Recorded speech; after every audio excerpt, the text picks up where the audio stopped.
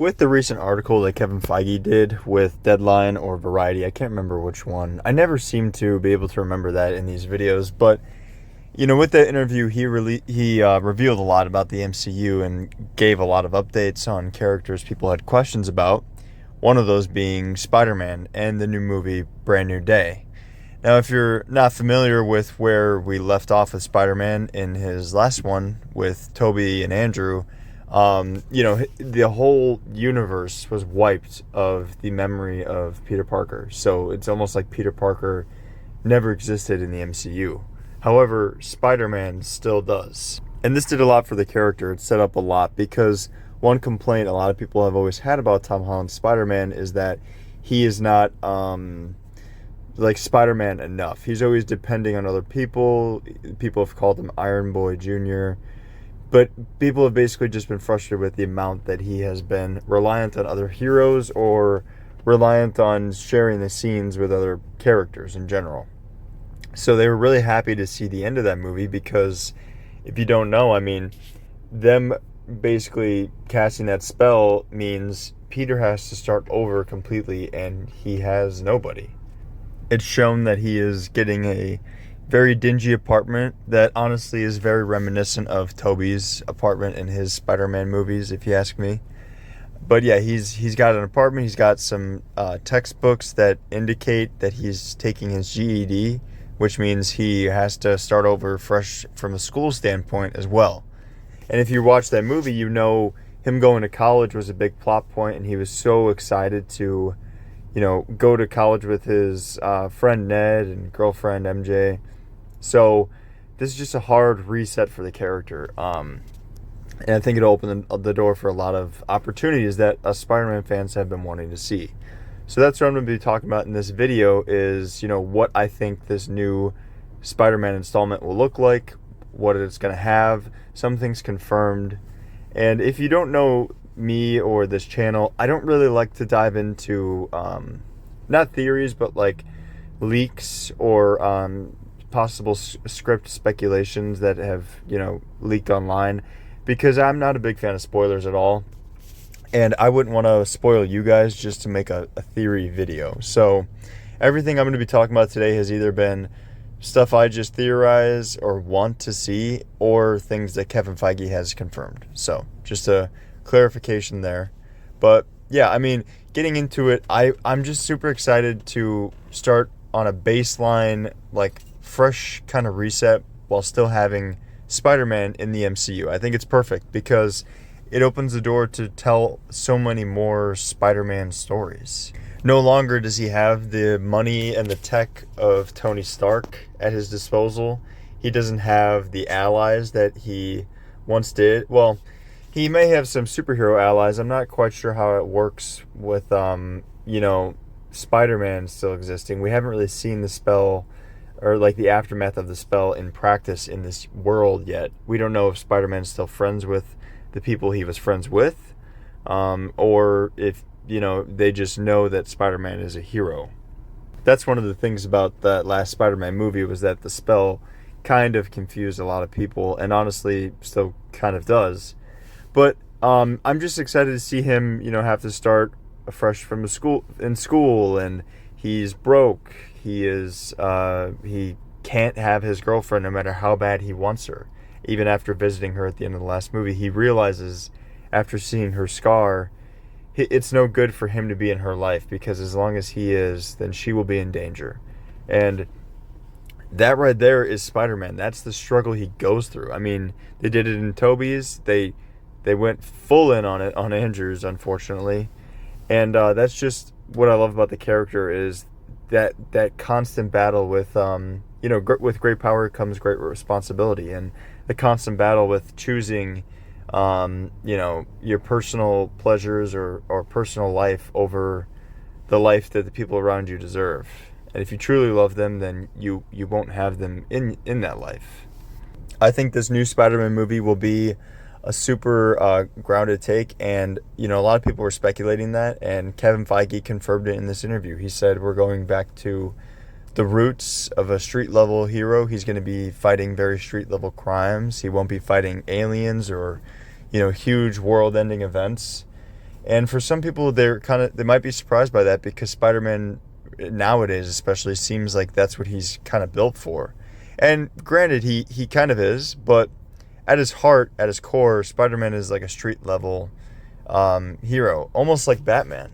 Batman's another one who, as of recently, people, I feel like they always think of him as a big world-ending stakes kind of hero, but really, his bread and butter is fighting his rogues gallery in Gotham City, and nothing, too crazy beyond that, usually. And that's how Spider-Man is. They both have amazing rogues galleries, and Spider-Man is at his best, in my opinion, when he is a street-level hero. Now, I love seeing him team up with the Avengers and stuff, don't get me wrong, and I'm super excited to see what they do with him in Doomsday and Secret Wars. Because if you know anything about the Secret Wars comic, I mean, he is a major player in that. But with that being said, we're talking about a Spider-Man solo movie here, and if that's what we're getting, then this is what I want. I want a more grounded take. And that also opens the door to another thing that Feige confirmed, which is the Punisher will be making an appearance in this movie. And that just got me so excited because there's so much you could do with that. Like, playing off that dynamic of... It's kind of like Daredevil and Punisher were in the TV show, but honestly, I think it'll be taken much further with this because Spider-Man is still very much more so of like a child than Matt Murdock is, obviously. Because Matt Murdock is a grown man. He's a lawyer. He's experienced the real world. He has a bit more of a history to him, whereas Spider-Man, I feel like, is a lot more optimistic, a lot more like Boy Scout than even Daredevil. And I mean, I love the interactions we got with Daredevil and Punisher and that we continue to get with them. So just thinking about that and applying it to Spider-Man and Punisher, I mean, that it's just 10 out of 10, honestly. I'm beyond excited for it, and especially if they can incorporate Charlie Cox as Daredevil, like give us that trifecta in this movie. Because I know I just said I don't like him teaming up, but you know what? To hell with that. If they give us that, I'm okay with it. And I think most Marvel fans would be too. Because, Daredevil and Spider-Man team up quite often in the comics and the animated show I used to watch. So I always loved seeing that kind of duo. Other than Daredevil, I think the only other person I'd want to see Spider-Man team up with more in the MCU is the Human Torch. Because, again, they are, like, best friends in the comics. So, but yeah, without that being said, I mean, it's just super exciting to think about the possibilities of the Punisher being in this movie. Because then that takes you into the thought process of, like, okay, so if Punisher's in this movie, it's confirmed to be a street-level story, then where are we going to take it story-wise? Like, who is the villain going to be? Now, the word on the street that I've been seeing, again, not looking at leaks, but just like word of mouth, what people have been suggesting, I think Chameleon and or Scorpion would be a terrific villain choice for this movie.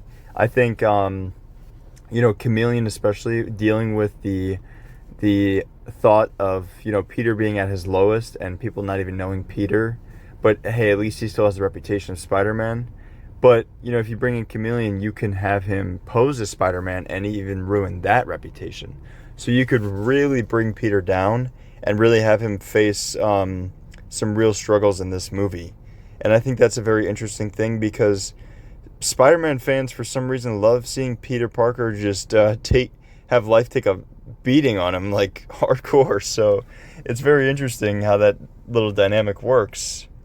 But I think bringing the Chameleon in and or Scorpion and making Chameleon kind of like a crime boss or like the leader of like a syndicate of some sort, and being able to tie that to the Punisher would be relatively easy, especially since obviously they're all in New York. So I think it would make sense. I think no matter what, obviously, no matter what villain you bring in, it has to make sense to bring the Punisher in as well. So I don't think we're gonna have anything super crazy like a Green Goblin. I think this is going to be more of a, like, maybe obscure Spider-Man villain making an appearance for the first time, or, like, at least the first time in live action. So that's why I think those two would be great choices. So let me know if you guys, agree or disagree on that down below, because I know with Spider-Man, there's literally such a vast catalog of good villains that there's really, I was going to say there's no wrong choice, but honestly, there kind of is in this scenario because it's more of a grounded story. So that kind of does limit you a little bit, but nonetheless, he has an amazing catalog of villains. So I don't think they're going to mess it up in that department. Another thing I'm very excited for and I'm very excited to see is Peter Parker in college. It was rumored a while ago when, Tom Holland's Spider-Man was kind of getting into his groove by like his second movie. People thought that he would get about a 9-movie arc, that being 3 movies in high school, 3 movies in college, and then 3 movies of, being a full-on adult Spider-Man. And then obviously all of that culminating in his probable death, which I really love the idea of because we've never had such a long threaded live action Spider-Man story like that. And it seems like the perfect like character arc because you have the innocence of high school, the kind of exposure to the harshness of reality in the college arc, and then you could have him come full circle in the adult arc, and then sacrificing himself most likely and passing the mantle on to somebody else, hopefully a Miles Morales. Yeah, I just always thought that idea was so cool because I'm a sucker for through storylines like that where everything's like connected. It has a nice little bow on top and everything gets wrapped up in a satisfying way. So that always kind of piqued my interest. But another thing that has always interested me was seeing Peter's different friendship dynamics.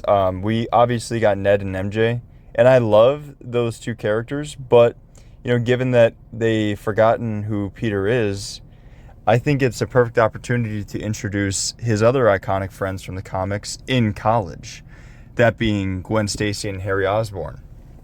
Now, we got this kind of duo in Andrew Garfield's, but honestly, his Harry Osborn was a bit of a freak, and him and Gwen never really interacted. But there was kind of a weirder Spider-Man show I used to watch.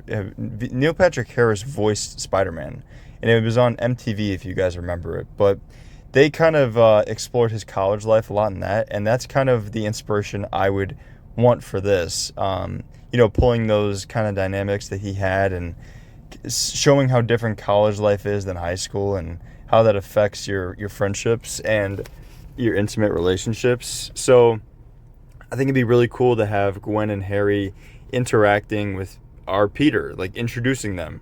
But also you could probably even still have MJ around. I mean, I know Zendaya is cast in the movie, but we don't know to what extent her role will be, given that, she has forgotten him. And honestly, I don't think I would want them to go back on all that so quickly. Like, I don't think I would want them to have, Tom Spider-Man try to swoon her again or win her back.